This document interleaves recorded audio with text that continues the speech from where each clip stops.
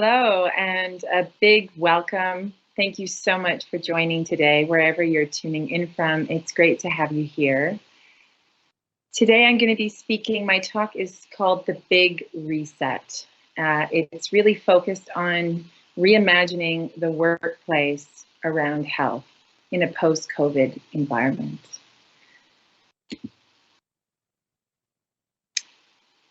So I'm Seodhna Keown, and I'm a public health and wellness consultant.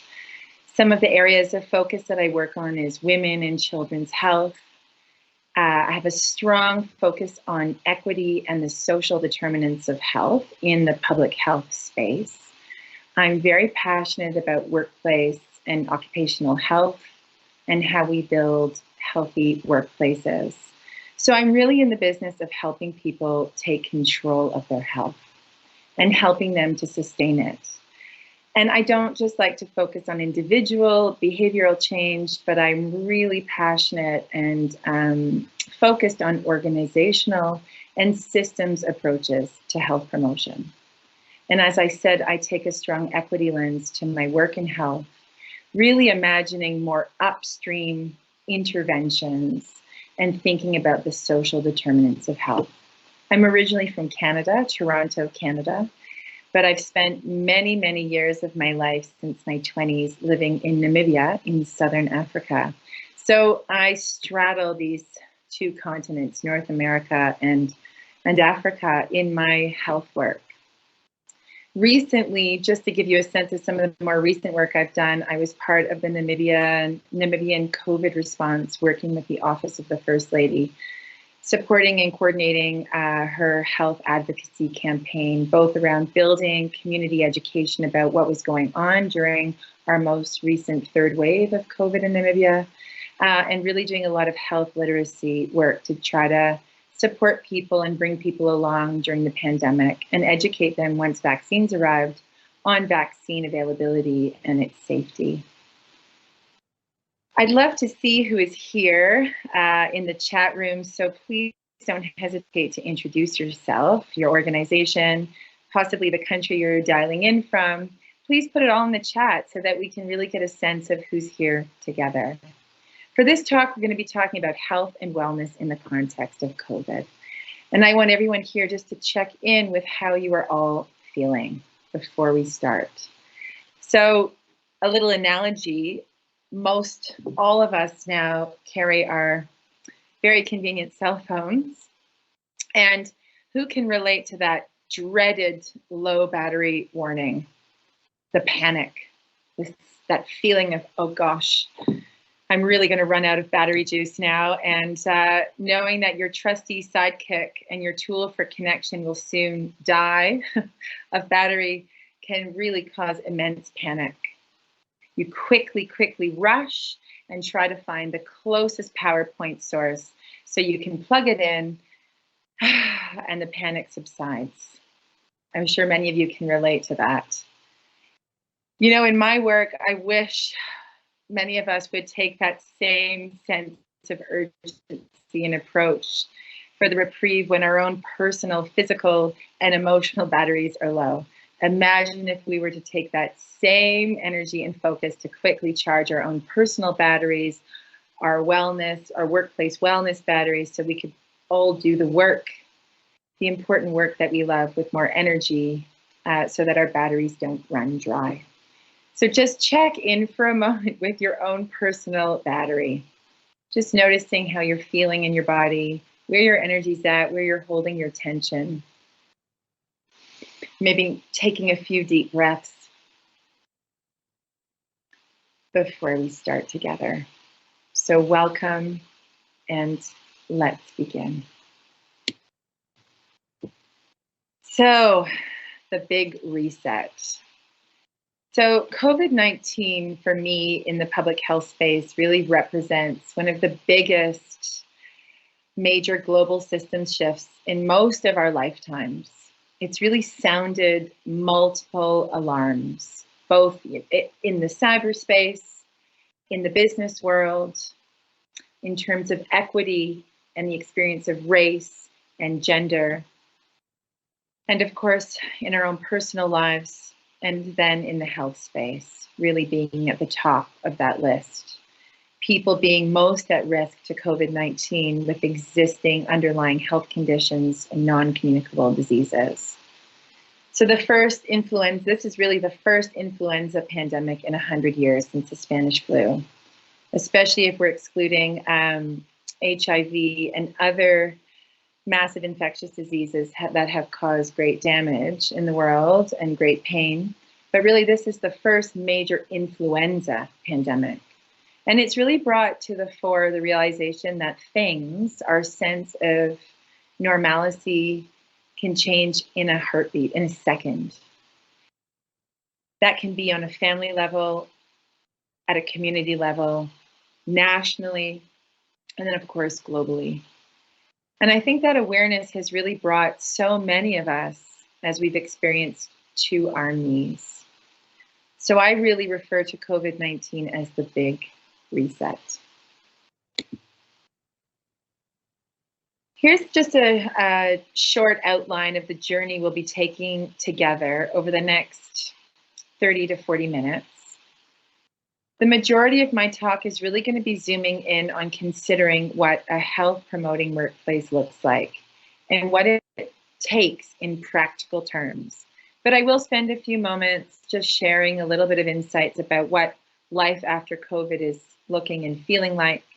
I'll move into discussing what a health promoting workplace looks and feels like. I'll share a little bit of my thinking on the bottom line and why I think this is a good investment for workplaces. And then I'll share briefly, if there's time, a study in success in my own personal work. So please put any insights or questions that you might have that pop up for you over the course of my workshop or my talk into the chat box, and let's get a dialogue going. Unfortunately, I will not be able to be present on the day to field questions live, but I will try and circle back and engage with your comments as they're really important. And this is a rich part of our experience together. So let's get into our first section and take a look at the impact of COVID and what life is looking and feeling like after I don't think we're post-COVID quite yet, but after that kind of peak of the COVID experience for so many of us, especially when it comes to where we work and how we work.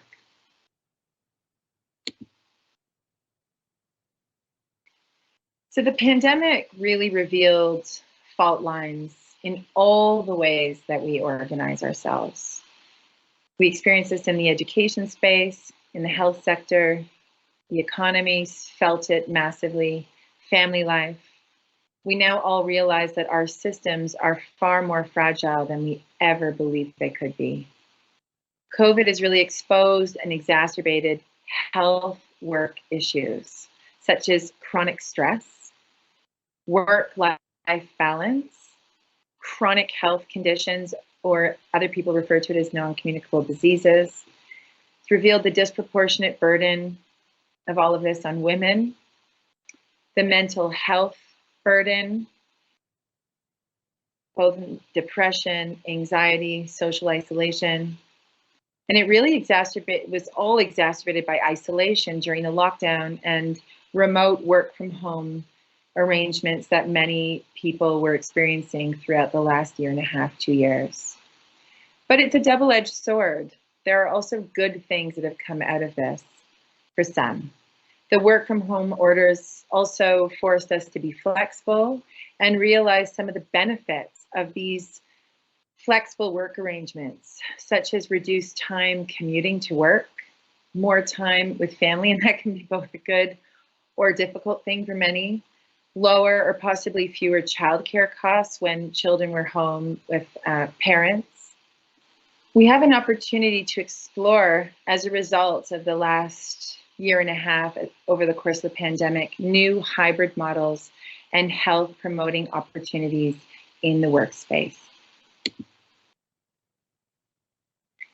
The way we worked previously may not have been the most supportive for people's mental or physical health.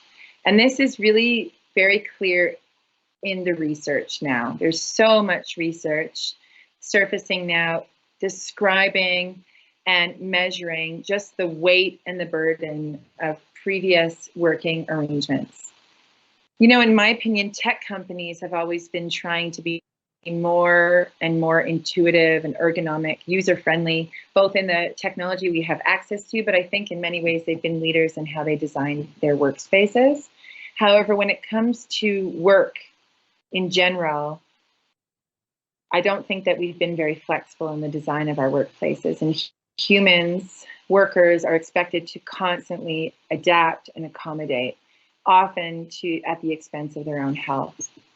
So this has really led people to feel a sense of disconnect from their sense of place, purpose, and belonging in the workplace.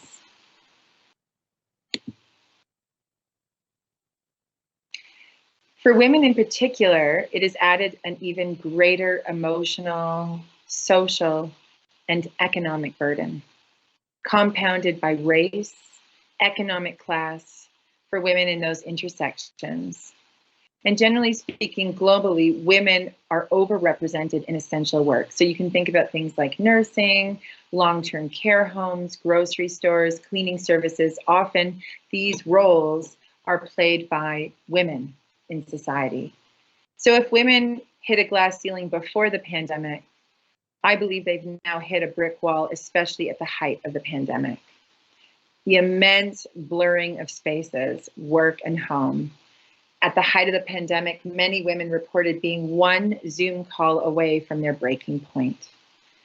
So this crisis has revealed and compounded obstacles that block or impact women's careers. The cost to women's health, both then and now, has been huge. We can't exactly productivity hack our way out of a system that is completely stacked against us. And again, I'll repeat that this disproportionately affects women, and the research shows us, with the triple role of work, home, and child care, or just care work in general in the home. So why does this matter for companies? Why should we care? Workspace redesign has been on the agenda for decades. Some are making much more progress than others, but mostly it's been the preserve of creative companies and industries like ad agencies and tech innovators.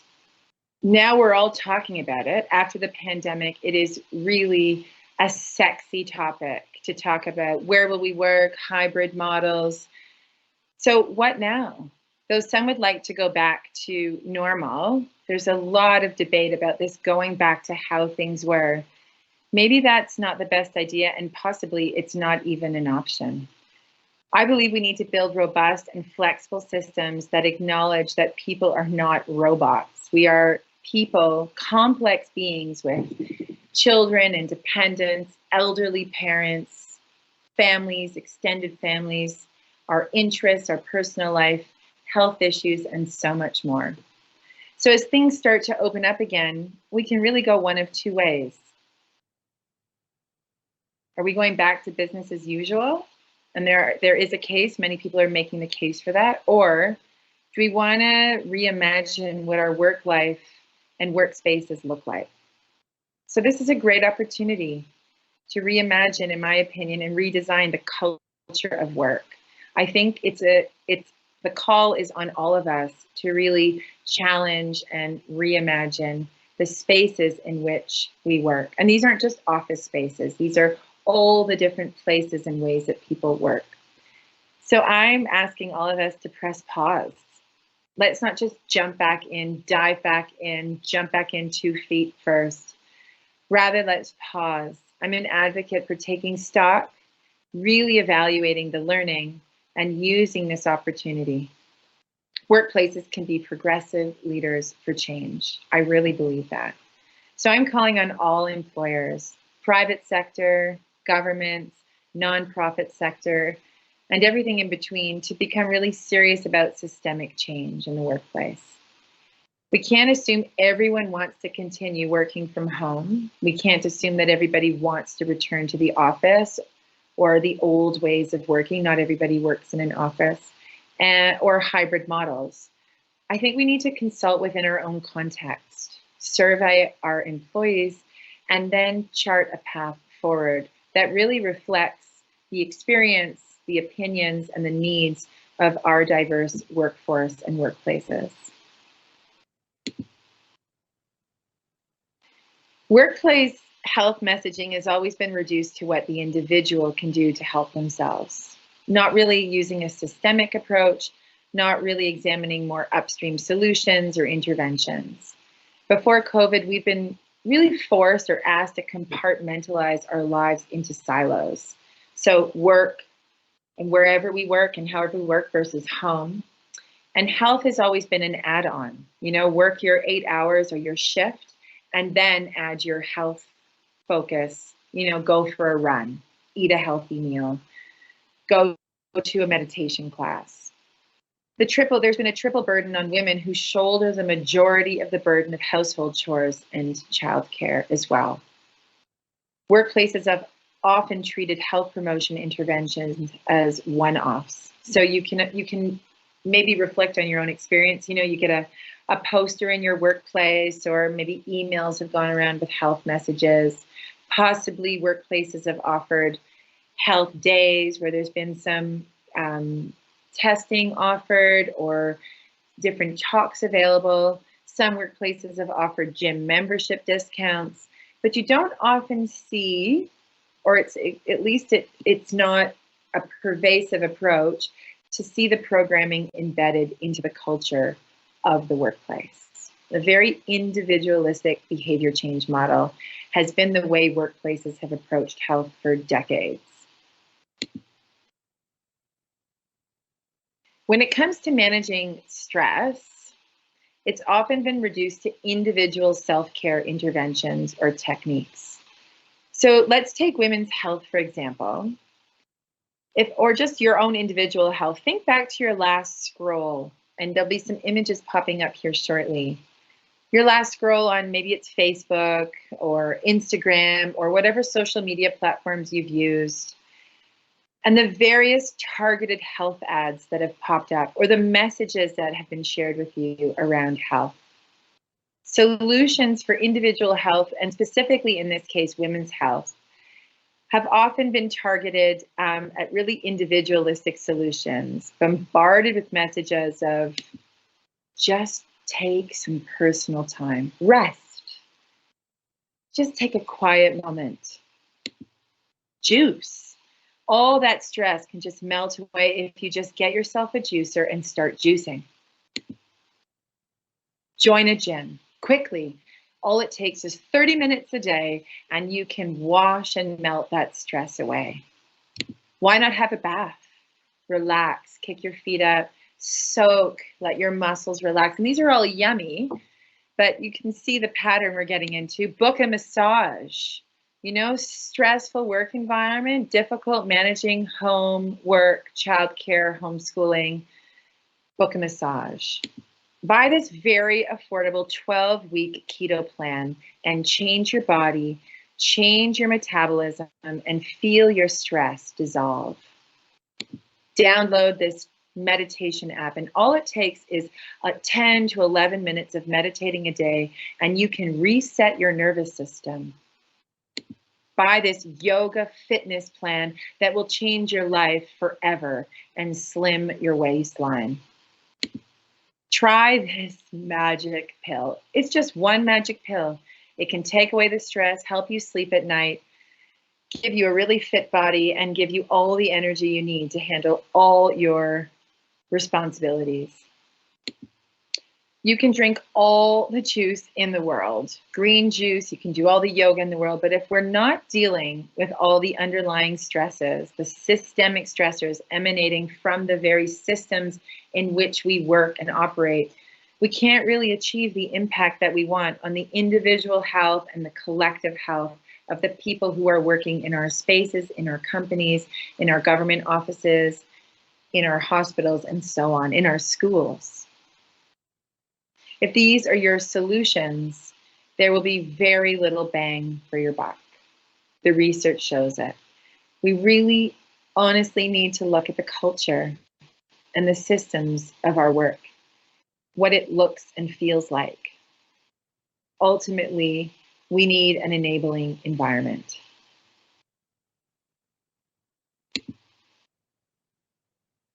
So COVID has taken the silos of our life, work and home namely, and meshed them together. Luckily, we've been able to laugh about this at times, despite the stress and the very real stress of it. And we have loads of memes and online videos as a result of this blurred line. So let's take a moment and just watch this video, which reminds us of what many of us have been through over the course of the pandemic.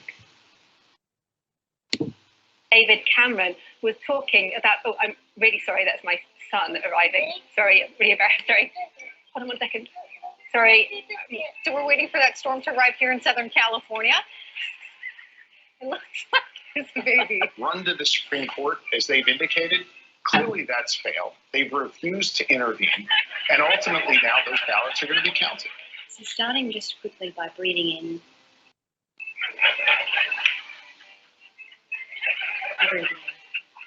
Doctors are weighing into the conversation now with advice they think is important. Both hands up this time. Plug them up and in. Yay! We've got fruit snacks. Negated the 5 other counties. Leo. Hi, Leo. That's your son, Leo. Okay, girls, how about you go right over there and let's watch Daddy do his stuff, okay? Oh, you want to stay? Okay, no, please, no crying, no crying. Hey, can you say it's going to be sunny today? No? It's going to be hot? Okay, good work. All of them are things that we know could happen because they have happened before. We have seen electors. All right, come over this way, sweetheart. It's 66 with our high temperature. Sweet, no. You got to be quiet while Daddy's talking. Okay. Well, in other words, get your shots and your vasectomy. So with that, you get a very clear picture of this merging, blurring of lines that so many of us experienced over the course of the pandemic, and many people still are in many parts of the world.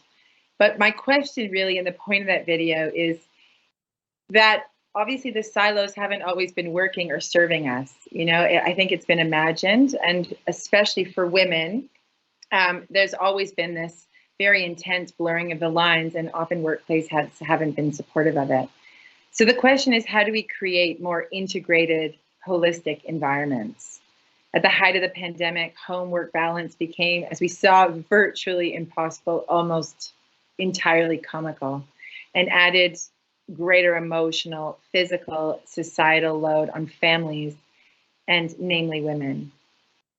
Of course, we need to take account of the many people over the course of the pandemic who haven't been able to work from home, frontline workers, people in hospitals, grocery stores, and all the essential services that continued throughout the pandemic, and this stress of that very unique situation as well.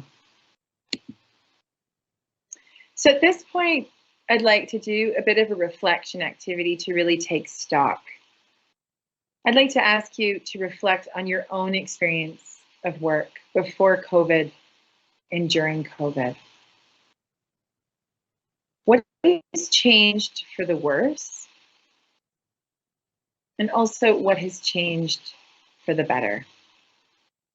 So again, it's this double-edged experience that many of us have had. What would you like to take forward for a healthier and more integrated lifestyle? And I'll give you a few moments here. And please feel free, no pressure, but if you feel inspired to share any ideas or insights you have in the chat to compare notes with other people attending this talk, it would be interesting to see what people share in common and where there might be some diverging ideas and experiences. So please do feel free to share.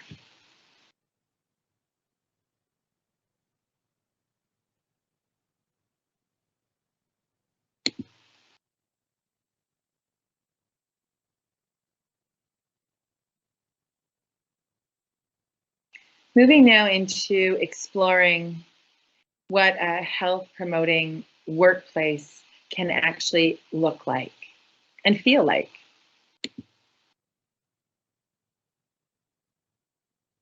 So I've said that I'd love us, it's a bit of a call to action to reimagine work and the workplaces and spaces. We're not always in physical offices, but our spaces that we occupy. It can be in hospitals, it could be people in the mining sector, it could be truck drivers, it could be in traditional offices, corporate, nonprofit. But imagining these workplaces and spaces and reimagining them around health, rather than creating an unhealthy environment and expecting the individual to make adaptations to counteract it. What do healthy workspaces, what do they even look like? Positive spaces for employees, spaces that provide challenges, places where people can make contributions, places where people can grow, spaces that are protective of our individual and collective health. And I talk about health, you know, it's our physical health, it's our spiritual and mental health. It's all aspects of what makes us human. So the experience of feeling safe, of feeling healthy, of feeling productive. I also like to think of spaces as spaces that can allow us to feel a sense of belonging, a sense of appreciation, and also a sense of purpose. So I realize that I'm stretching us here a little bit. I'm going outside of our traditional definitions and norms around healthy workspaces, but I really believe these are things that contribute to our overall sense of health and our ability to make meaningful contributions where we work. So really allowing people to feel human during their working day. And I really believe these things that I describe are critical to an experience of health. And they're way up there in the research, in the reasons people cite often if they're lacking for leaving their places of work. So we need policy frameworks and systems that provide frameworks to support health-seeking behavior. So some of the things that are being talked about right now are hybrid models, you know, work from home, work in physical workspaces, flexible hours, and bringing health programming in-house. So embedding in the culture and the workday healthy ways of being and actual targeted health interventions. These can be physical or online, and often can be during office hours for more progressive organizations willing to take that risk. And of course, I've said it, but I'll say it again, not all workplaces are offices. So we can think of truck drivers, police, healthcare workers, people who were working in essential shops, factories, oil rigs, warehouses, workshops, tour guides, gamekeepers, miners, and so on. So as we're talking about these workplaces and spaces, it's important for us to really think broadly about work and our definitions of work. So I'm questioning here, what are the central aspects of health that can be addressed in the workplace? So of course, it's stuff like we traditionally hear: stress reduction, nutrition, social support, and facilitating a place and sense of connection. It's physical activity and movement.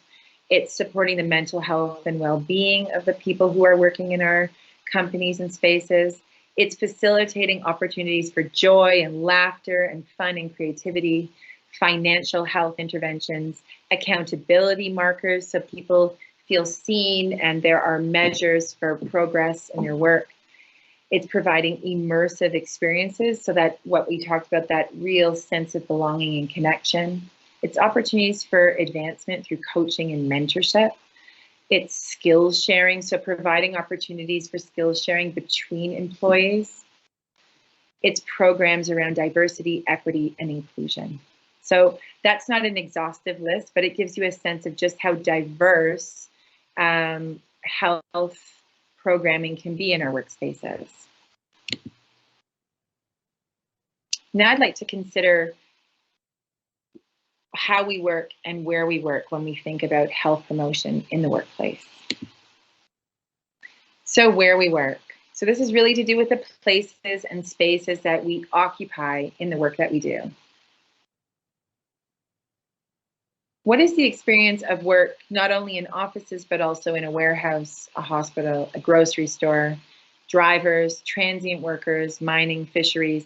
How do we support people to feel safe and healthy in their working environment? So these are questions I'm asking, and I don't always have the answers, but I am asking us to think very broadly about where we work and what that experience physically and emotionally and mentally and spiritually is like for the worker.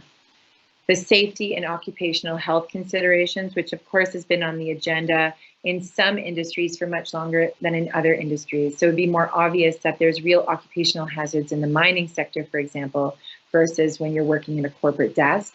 But occupational health really applies to all of these spaces in different ways. The true physical space in which we work. So is there rooms for play and creativity and to decompress? Natural light, fresh air, gathering spaces for informal conversation, and are there places for rest? So you hear about some really progressive workplaces offering napping pods, or other places for play and fun, a big slide. Some offices I've read about around the world are offering outside gym spaces to be physical in your work breaks. Are there spaces for connection to reduce the social isolation so many of us feel in the work that we do? And are there budgets to provide equipment for micro workspaces at home if we are encouraging these more hybrid models going forward? And then how we work. And so there's a bit of overlap here, but there's the where we work, and then it's also the how we work and what that looks like. So of course, there's the work from home hybrid options that are really a hot topic right now. And many people are arguing that the hybrid models are really supportive of mental health, and it's backed up by research. So what is it providing to people that they didn't have previously? It's time with family. It's often reduced childcare costs for families if they can be at home, quickly grab children, come back, and then get on the next Zoom meeting, and children are playing or engaged in other ways, but they don't have that expensive childcare. It's reduced commuting times and costs associated with that. And it's the reduced stress load.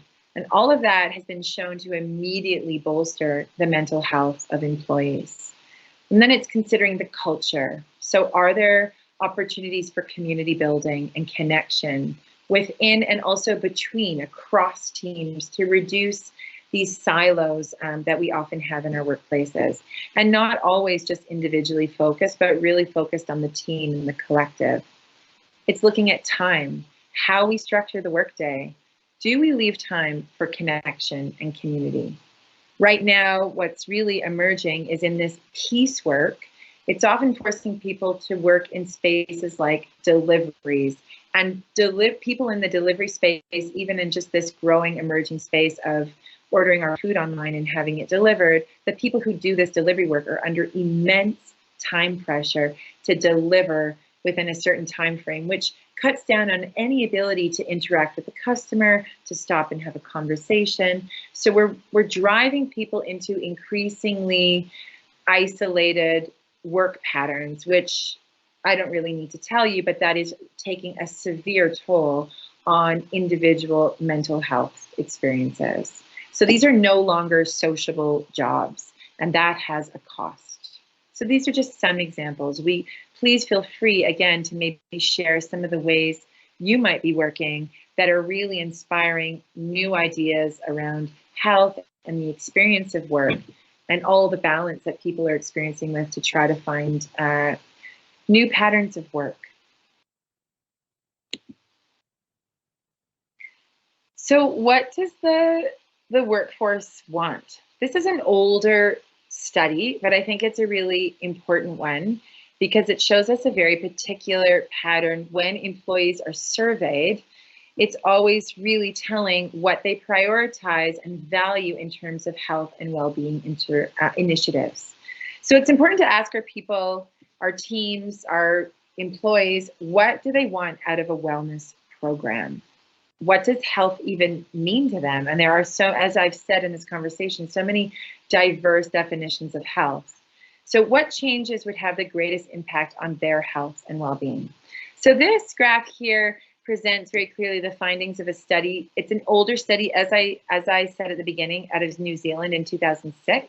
And what's interesting is that workers put a much greater premium on flexible work options up at the top than others we might more typically think about when we consider wellness programs. So, you know, some people might think, oh, that people would love a gym in their office. Well, as you can see, and this was 2006, but here we sit almost in 2022, where obviously as a result of the pandemic, people have begun to experience the benefits of these flexible work options. So you see right at the top, 76% of people surveyed really valuing flexible work options. And then you start to see the connections people make around flexibility and health. Flexible workstations and very ergonomic workstations. And then it goes on, right down to on-site gym or fitness facilities at around 31%.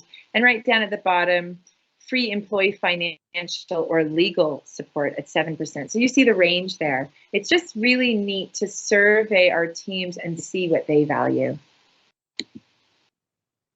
So I'd quickly like to ask you to do another reflection and a chat poll quickly. So what changes in the workplace would you have or have had the most positive impact on your health and well-being? So thinking about your own workplaces and spaces, what would you either like to have implemented, or which do you believe would have the most positive impact for you on your health and well-being, or possibly your team? Please feel free, again, you're invited to just place your answers in the chat. And this will really allow us to see and brainstorm all these possible solutions and interventions that we can offer for our teams. And I think this time is calling on us to really think outside the box. So now we're really coming towards the end of the presentation now, where we've explored, you know, what health promoting workplaces can look like. And, you know, there's no one answer for that, but it's really a time where we're being called to stretch and imagine a little more differently how we can design work and the culture of work. But what do we actually need to put in place to support some of these ideas? So the resources and the systems that I'll take you through briefly. So in terms of resources, as employers, we really need to invest in health as a core budget item. So the real pattern has been that these are things that we have our core budgets and our deliverables for work, and then health has always been this kind of supplementary add-on. And I'm arguing that health promotion within these the culture of work should not be add-ons or considered luxuries, but that COVID has shown us how central and integral that they are to the culture of work. That if we support people to feel well and work in ways that support them, we can really achieve so much more collectively. So I believe it's really important to think more globally and systemically about supporting and elevating workplace health.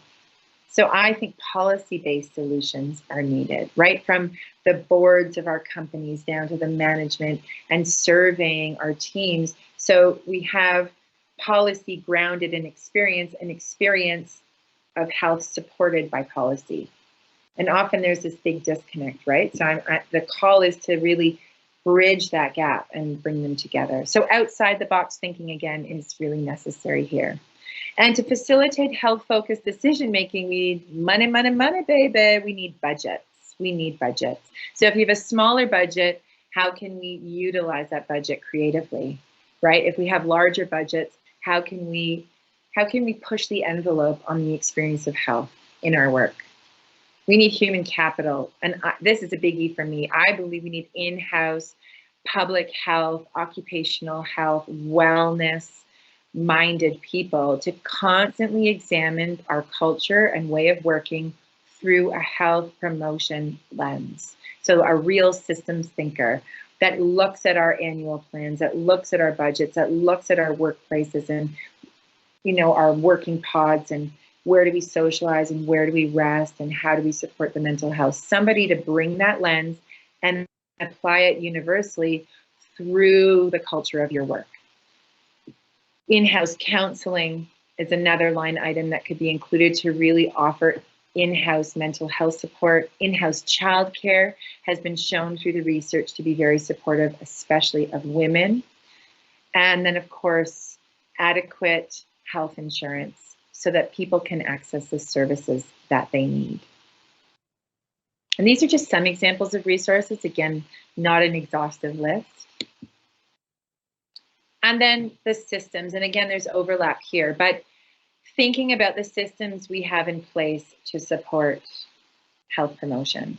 So adequate sick days for employees, and then also for the employees' children or elderly parents that they might be in a caregiving role to, compassionate leave policies, and so on. In-house referral system. So if we had the in-house counseling or psychotherapy, then really strong, robust referral systems for employees who are struggling with alcohol abuse or substance abuse, people who are experiencing domestic abuse at home, how we can support people, again, because so often there's been these silos and now we see that they're really kind of bleeding together. So how can we support people in our workplaces to feel and experience health differently? Childcare, I've mentioned. And then, of course, culture, real deep culture change around diversity, equity, and inclusion. That's policies and training and workshops to support real, meaningful culture change.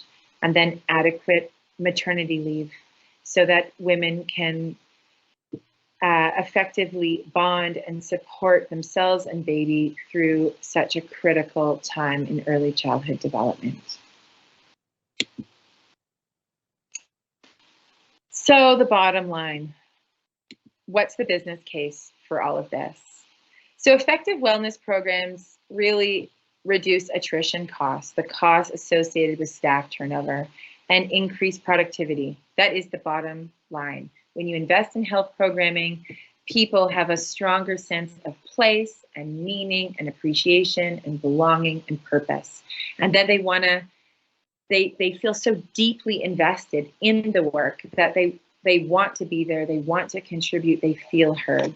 So a case study published by Forbes in 2019 shows that SAP, a large German corporation, saw an increase in its business health culture index from 69% in 2013 to 78% in 2018.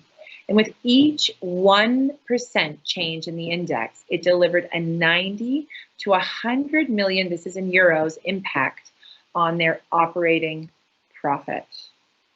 I mean, I think that says so much right there, that when you invest in people and health promotion and the experience of health, it actually does impact your bottom line. Studies have really found that where employees are highly engaged with the workplace health programs, there is substantially more employee satisfaction, with staff reporting more enjoyment in their work, a higher intention to stay in that place of work, greater team loyalty and sense of connection, and a higher likelihood that they will recommend their employer to others. And I think all these factors really spell out increased health and well-being for staff and substantial savings for companies on costs associated with demotivated and disengaged employees, such as sick pay, low productivity, and the cost of recruitment, orientation, training necessitated by high turnover rates. So for those of you here who might be involved in setting up or redeveloping your workplace wellness programs, it is a good idea I think the research shows this, but I'm also an advocate for it, to conduct a cost-benefit analysis, really estimating the costs associated with creating a truly effective integrated health program with high employee engagement and setting them against the savings that your company will make, as well as the tangible, costable benefits it will gain from investing in the health and wellness of its people. So multiple studies of this type show that the return on investment of healthy working environments easily outweighs the cost of unhealthy work environments. So I'm close to the end of my time here, but I thought I would, just share a brief study and success that I've had, and I'll keep it very brief. but just to ground it in experience as a public health practitioner and wellness consultant. I had the real privilege over the last year and a half, actually throughout a large portion of the pandemic, to work with a reinsurance company here in Namibia called Namib Re. And they're this very dynamic, progressive company that I was called into work with another colleague of mine to embed a wellness program within the culture of their work. So they, as a company, started with a benefit for their team of a gym membership.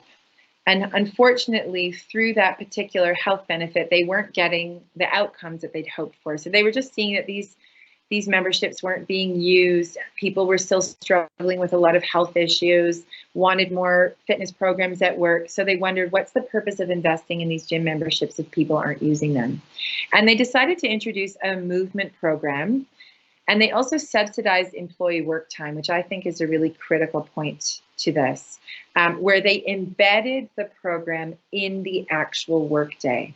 So you could call it subsidizing or gifted or the hour for this program within their 8-hour workday to bring the intervention in-house and to help them, building relationships, building team morale, but also actually physically doing a movement wellness experience. So it had a weightlifting component, it had high intensity and low intensity interval training, it had a nutrition component, and we did some stress reduction programming for the team. So they're really targeting the team's mental health as well as their physical experience of health. And it was just a wonderful experience. It ran for about a year, and then unfortunately the third wave of COVID in Namibia was quite severe, where there was really stay at home and work from home orders that interrupted or cut the program short. But overall, the feeling from Namib Re was that bringing this program with trained wellness and public health consultants as part of your team in-house, rather than making it an external responsibility or individual staff behavior choice, made a really strong statement that they were prioritizing the wellness of their staff and their team. That the feeling from management was, your health matters. It matters so much that we want you to do it in your working hours together, to build relationships, to build confidence, to target some of the health issues that the team has been experiencing. And then on top of that, over time, some layered on interventions took place with some nutritional coaching, some individual check-ins on progress, some management around work stress and burnout. So the team feels really strongly at the management level, and they've done some surveys, that it was a very positive, meaningful experience, and people reported that because it was in-house, they were far more likely to participate than if they had to do it after hours. And they did carry on remotely through some of the pandemic and the time that they were working at home. And I think that really showed the company's commitment to supporting the team while they were working remotely and feeling at times quite isolated. And, overall, they reported improved social networking, it reduced barriers to participation, gave real substance to the statements of commitment to employee wellness. It did reduce employee absenteeism and far greater employee engagement, more present, more engaged with their work, taking on more responsibility and meaning in their work. So the perceived success led them to continue this work with us based on the employee feedback and demand for sustained embedded in-house wellness programming.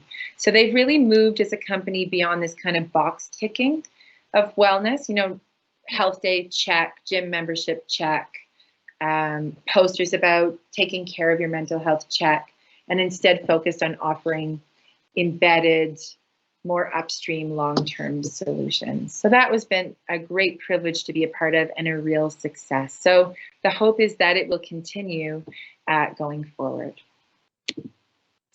So to close, I'd like to set you this challenge. A good place to start is to canvass employees on how engaged they feel. So talk to your people.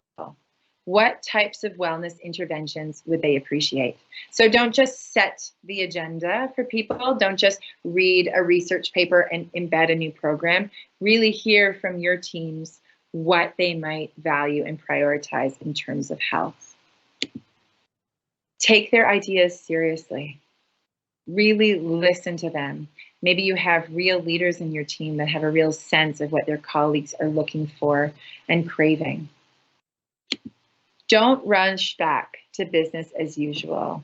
Take up the challenge to press pause and really reflect on what this pandemic has meant in terms of the experience of work culture and how we might reimagine it. Don't be afraid of the 4-day work week, hybrid models. Challenge yourself to hire occupational health people. I call them a chief health officer, to critically evaluate all your systems and processes through a health lens, and actively reflect on learnings from the pandemic and imagine new ways to organize work. And invite play, connection, and joy in. This overall, in all the research that you read about occupational health and experience of workplace wellness, is that so many people don't associate connection and joy and play with work. And that can change. So I'm setting you this challenge to think about ways that play and joy, belonging and connection can be integrated more holistically into our places of work. Do what you can within your means and your bottom line and your budgets and the scale of your business to even apply one new wellness intervention that you might embed quite holistically into the culture of your work.